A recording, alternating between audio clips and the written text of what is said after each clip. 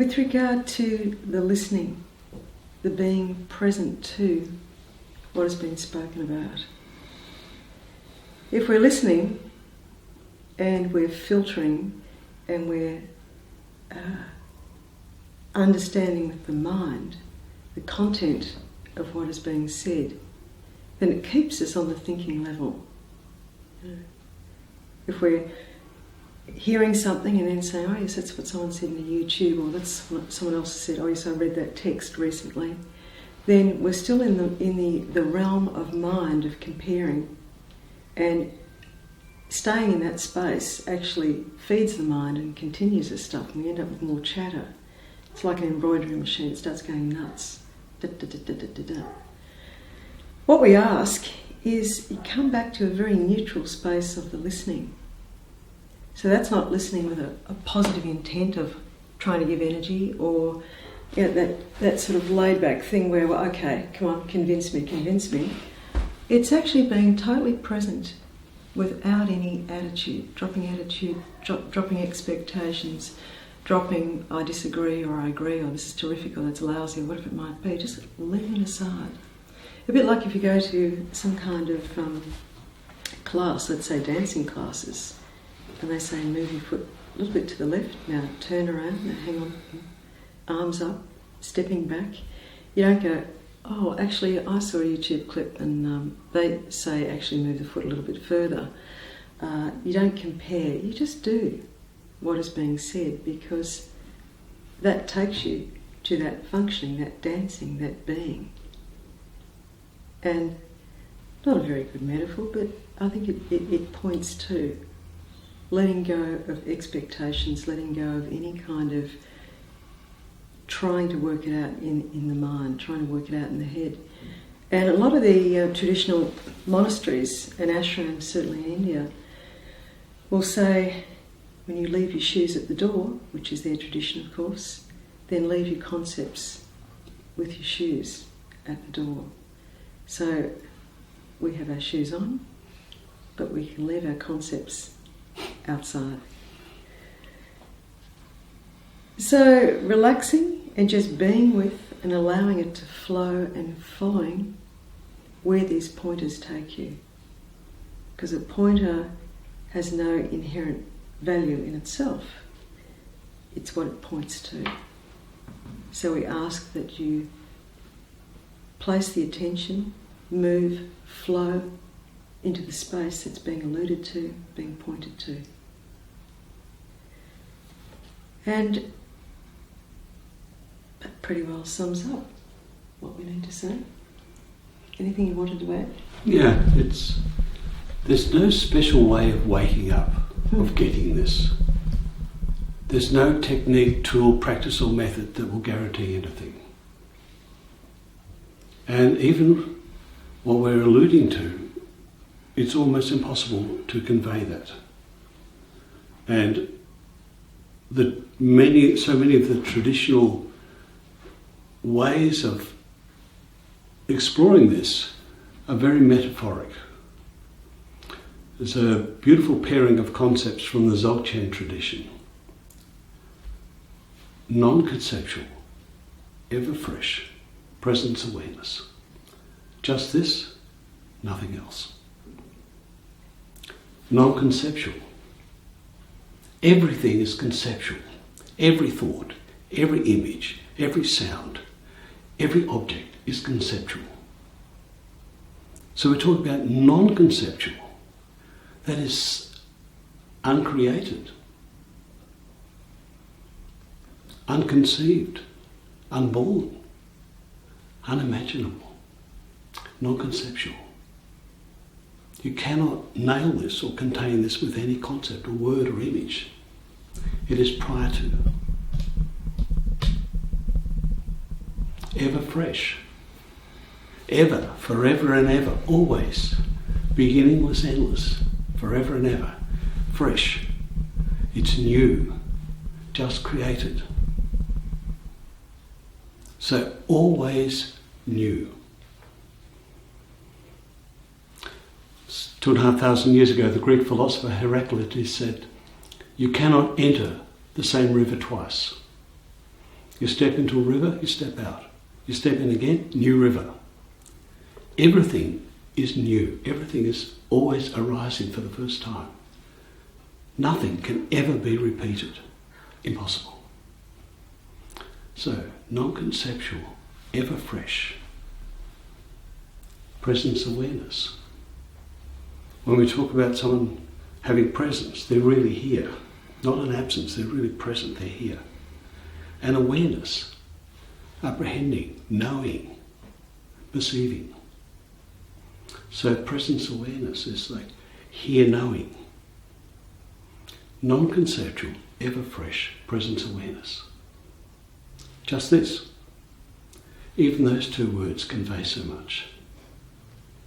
When something is just, it is right, it is precise, it is truthful. And this, if there are two things, this is always the nearest. So just this, precisely this, then nothing else. No other thing. Just this.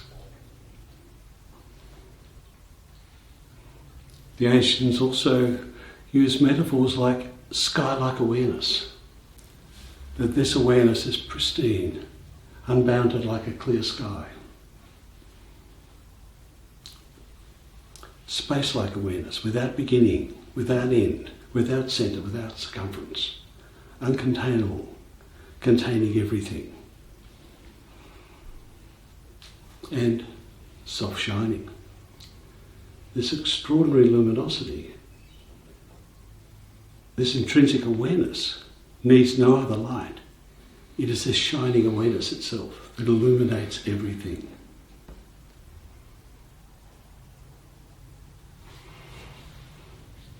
Or, to put it another way, what you're looking for is always already looking.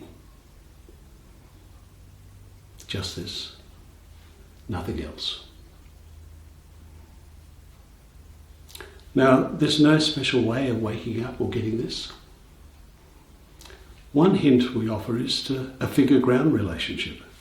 Simply flip the assumptions.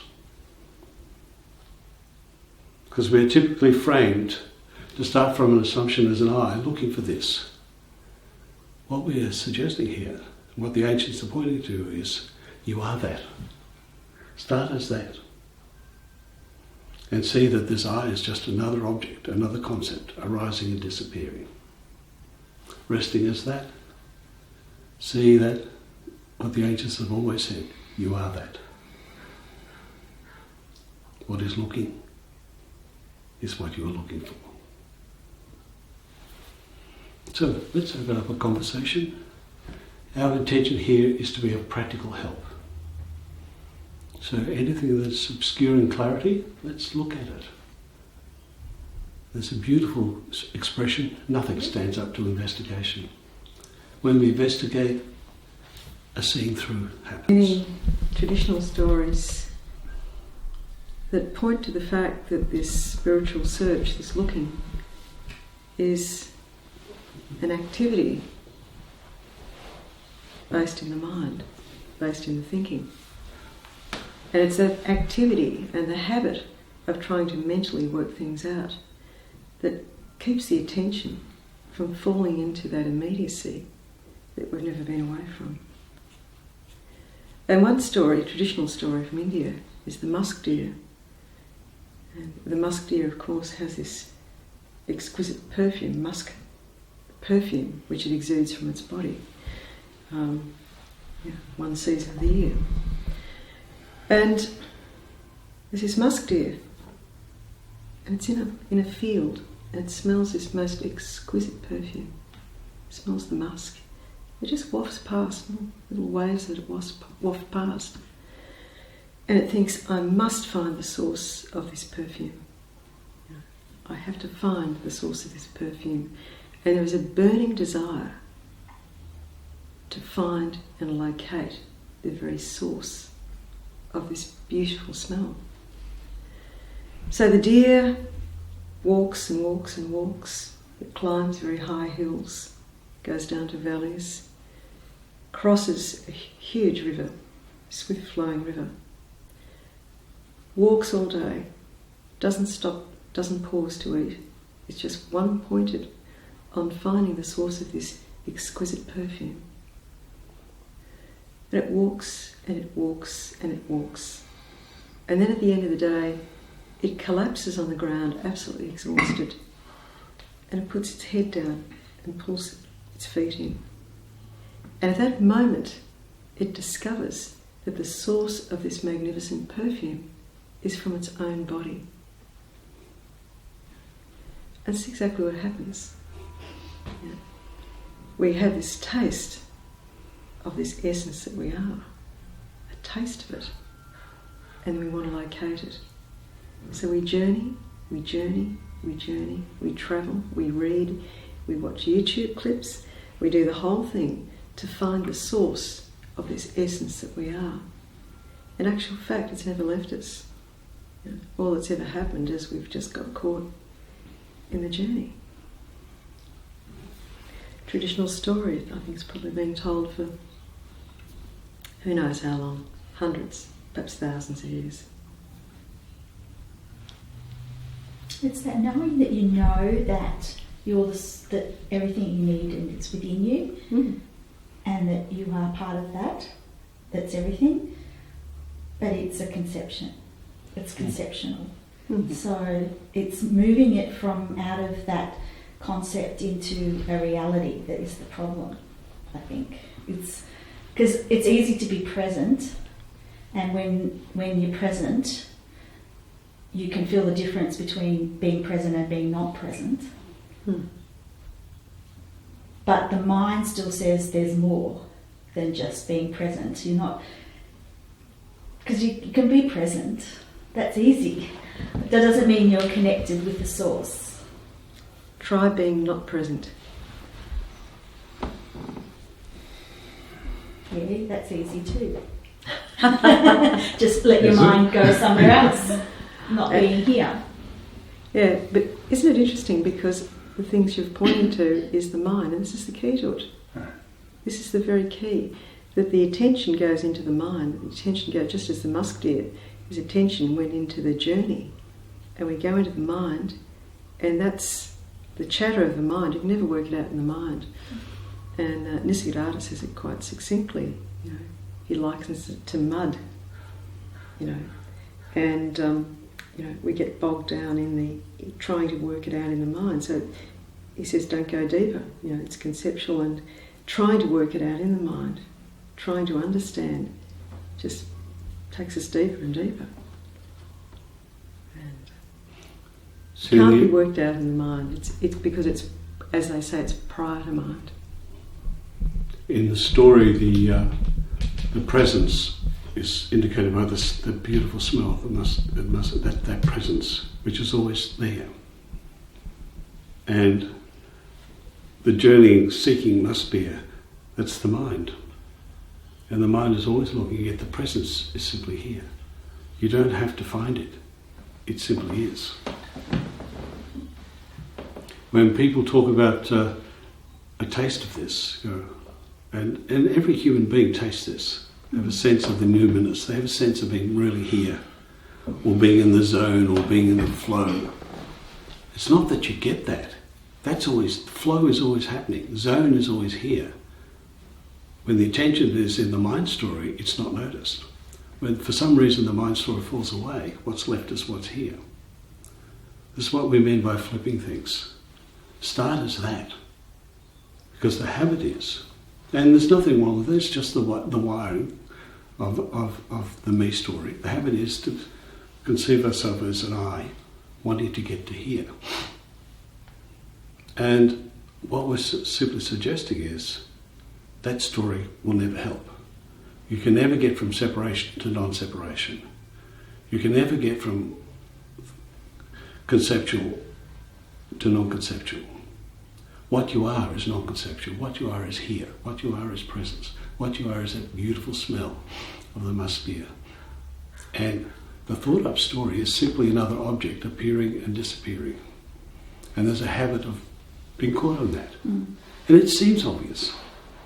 So one hint is simply just relax. Just rest.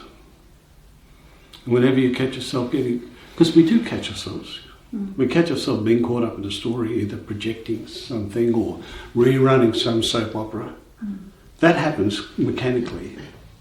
And then a knowing appears. There I am. I'm doing that again. As soon as you catch it, there you go. And just rest, let it go, and it just falls away.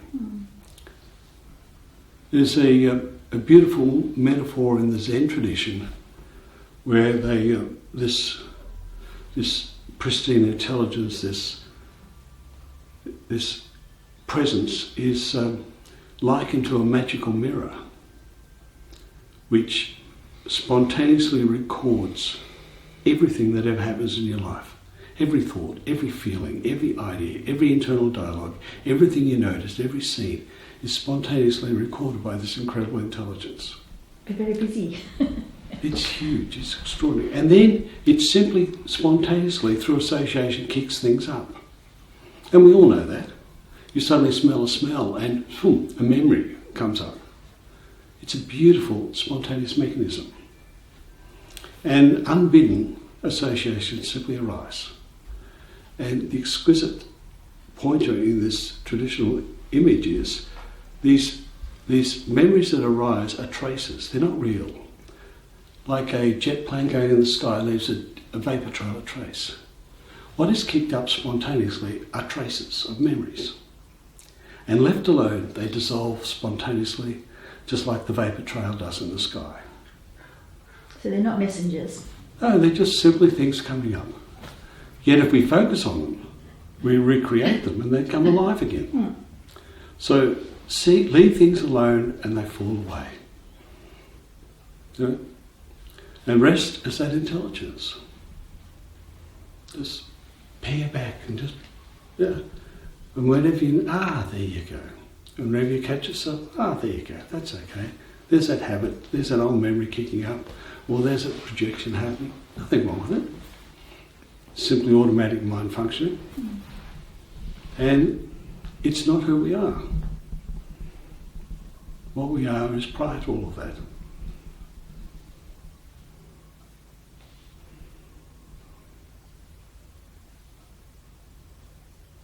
And this psychological suffering that's spoken about is generated from fixating, not wanting something a particular way or wanting it to be a particular way. And that oxygen, that energy that we give for holding something away that we deem as unpleasant, in actual fact keeps it alive. It thrives on the oxygen, thrives on the attention. So, withdrawing that holding, withdrawing that hanging on, withdrawing giving that oxygen, and that oxygen is generated from this notion of a me, constellation of thoughts of the identity of what we think we are, wanting something to be different. So, in actual fact, investigating that primary fantasy, that core notion of the me being separate from and wanting things to be a particular way and not another way, that's it in a nutshell. Buddha said, fixation's the only issue. And that's what we do. So when something arises that we deem as unpleasant, a memory, a feeling, an emotion that arises, something's triggered it, without identifying that or labelling it as positive, negative, something we want or don't want, then there's nothing feeding it, and it's free to dissipate of its own. It's only that ownership, my upset, my hurt, my anxiety, my fear, my, fill in the bits, whatever it might be. That claiming and ownership that we invest so much in energy in wanting to make it different. It's like both fantasies, the me notion that we identify with is a fantasy, and the other stuff is just ephemeral stuff that gets kicked up. So when there's no owning and claiming, things can move like traffic moves, not your traffic.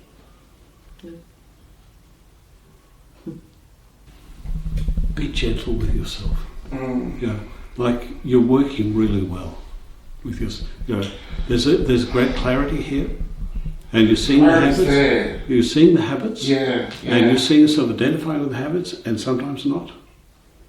And be gentle, be soft, because it's easy to get caught up in working hard and struggling in this. Yeah. And Kalyani used the image before. It's like it's like getting stuck in the mud. The more you struggle, or like a car, the modern version of it. So we've all been there. We've been bogged, and if you try to rev and get out of the bog, you just dig yourself in. So when you notice it, simply there it is. There you go. There's that pattern again. There's that habit. And habit is a beautiful word because it just points out that this is not intrinsic. You weren't born with this habit. These habits are acquired. They're learned through life experience. Nothing wrong with that. It's simply part of unfold development. Habits happen, and the exquisite thing about a habit is that you can exchange it with another habit. So cultivate life-affirming habits. Being gentle with yourself, being easy. There you go again. There's that old habit. It's okay. And it will, like a knot that loosens, and every time it loosens, it loses its hold. It eventually simply unravels. Another image that many of us are familiar with is, I think everyone at some time in their life has got up before dawn and watched the sunrise, whether we're on holidays or at a special moment or we've stayed up all night. And it's night, it's dark. Then the dawning happens. And you can't say when it happened, you can't say now it's light, now it's not. It just dawns, it seeps in. The light just appears and the darkness recedes. This dawns on us. And waking happens. And we all have tastes of it. Each and every one of us has tastes of this. It's like forget expectations because they're always a projection into future. You're arriving at, if I do this stuff, if I, slay all these particular dragons, then I will arrive at. And it's a fantasy. It's future. The future is always the future. It doesn't become the present. It's always a future. And there's a very beautiful thing a teacher of mine said to me many, many decades ago. And he said, and this is part of the ancient tradition, when they talk about you are that, or that thou are, they mean it. They're not saying, okay, with a bit of work, you're going to get to it. If you keep working and polishing, you're well on the way, but it's like, forget it. All that old literature, is you are that, it's a statement of fact. So take that as a statement of fact and honour yourself. Honour the thatness that you are. Nothing can be outside of that thatness. Bow down to yourself because you're that expressing in a particularised form. You can be nothing else. Where would else be? It's complete. So this wakefulness that you are encompasses everything, including those strange thoughts, those unexpected thoughts, those thoughts that can easily be judged. Where did that come from? What's that about? Embrace. Widen the view. Go, this is the wakefulness, and it is all-inclusive, including that. This is it. You get trapped otherwise. So one undercutting is all-embracing. Let everything be as it is. This is it. This wakefulness includes everything, because this wakefulness is the base. That everything appears on, every object, every concept, every image, every thought. So, and it includes the judging mind going, oh, I don't like that, or this isn't right, or where did that come from, or God, I'm frightened of this thought. That's it also. Yeah. So, there you go.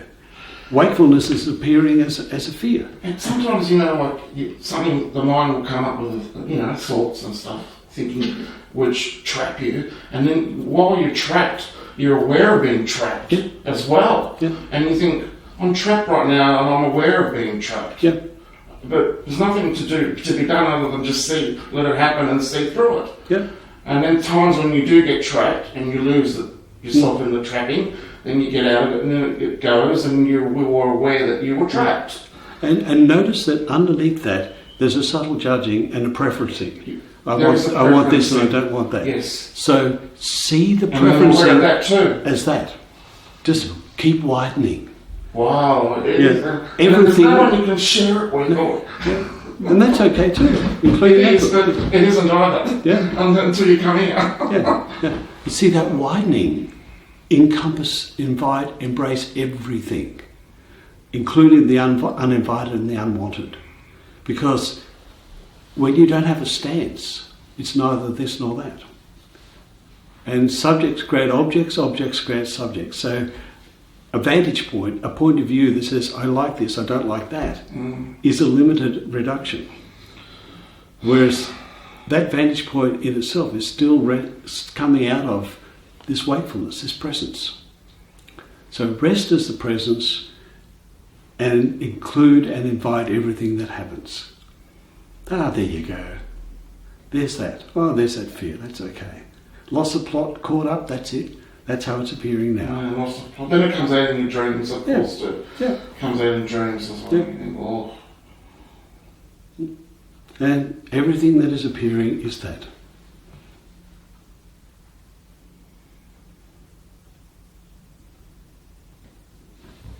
So is there, once you're at this awakening or presence, found that presence where you've been able to stay, is it not that each person has their own clarity in that presence? Or every fingerprint is unique. Every iris pattern is unique. Yeah. Every snowflake is unique. Yeah. Everything is pristine, unique in itself. Yeah. Every awakening is unique. Every unfolding is unique. Yeah. Everybody lives in their own world. Yeah. The objective reality is just another story. Yeah. Like right now, the perspective from here is totally different from the perspective of you looking here. We're seeing different worlds. Yeah. Yeah. Kalyani and I are different heights. When we look at the horizon together, standing side by side, we see a different horizon. Yeah. Simply because we come from a different perspective. That's right. So everything is absolutely exquisite and unique. So taking that further, whatever's appearing in the field, out in the apparent here, is wakefulness, and there's that. And it's a gift, offering all sorts of exquisite information and insights and possibilities. Whatever they are. Whatever they are. Everything that is appearing in here is unique. The thought streams, the habits, the patterns, the conditioning, the what's coming up, what's not coming up, exquisite. Yeah. Now, see again, embedded in the way you're framing the conversation is an assumption about getting to this place. Yeah. There's no getting to. Yeah.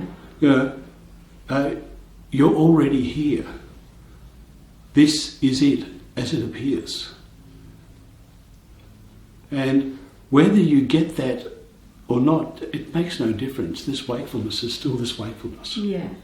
Yeah.